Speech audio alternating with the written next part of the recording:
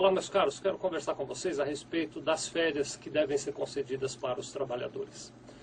O regime de concessão de férias, ele prevê o seguinte, que a cada ano de trabalho, aquele profissional tem direito a 1 mês de descanso.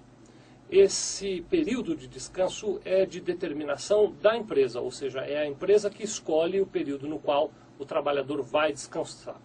Ela deve comunicá-lo previamente. Nos casos em que esse trabalhador estude, é desejável que ele possa tirar as férias no trabalho no período que coincida com as férias da escola.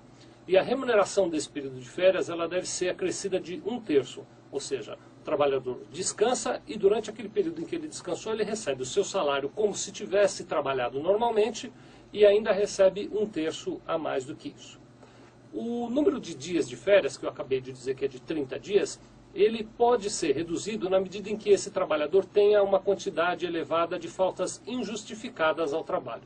Agora, é importante compreender que você não pode descontar as faltas injustificadas dos dias de férias. Por exemplo, o trabalhador faltou um dia, você não pode dar a ele 29 dias de férias, não é assim que funciona. Esse trabalhador, ele acumula faltas, então ele tem lá um determinado número de faltas durante aqueles 12 meses que nós chamamos de período aquisitivo. Existe uma tabela que você pode encontrar no nosso site www.sevilha.com.br, que determina, de acordo com o número de dias acumulados de faltas durante o período aquisitivo, a quantidade de dias de descanso a que aquele empregado tem direito. Para vocês terem uma ideia, se ele teve mais do que 32 faltas injustificadas, ele perde completamente o direito às férias dele naquele período aquisitivo, naquele ano. Outra recomendação interessante é que você tenha em mente que as férias devem ser concedidas num período qualquer entre o 13º e o 24º mês depois do período aquisitivo, né? Então eu trabalhei 12 meses no mês seguinte e até 12 meses a partir disso eu tenho que tirar as minhas férias. Se eu não tirar as férias nesse período, eu passo a ter direito a receber o meu salário, 1/3 e mais um salário de indenização. Então é importante que você tenha na sua empresa uma programação e um controle das férias dos seus empregados para não permitir que se acumulem 2 férias. Em algumas situações, as empresas acham ou imaginam que os contadores, nós, por exemplo, poderíamos cuidar disso no sentido de determinar quando é que os funcionários vão sair de férias. Nós não temos esta condição. Explico a vocês por que não. Porque nós não conhecemos a realidade de trabalho aí do seu ambiente. Então nós não sabemos se determinado profissional pode descansar em maio, ou se em maio é um período em que há muita atividade para a profissão dele, que então ele deveria descansar em julho. Nós não temos como medir quando é o momento adequado para ele descansar.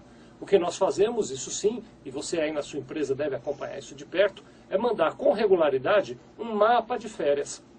Então nós encaminhamos para você com uma certa regularidade uma relação que indica quais são os trabalhadores que já têm direito adquirido a férias, ou seja, que já cumpriram 12 meses de trabalho, e quando é que vence o limite para concessão dessas férias. Se você acompanhar isso de perto, você vai ter muita facilidade em fazer a programação das férias dos seus funcionários.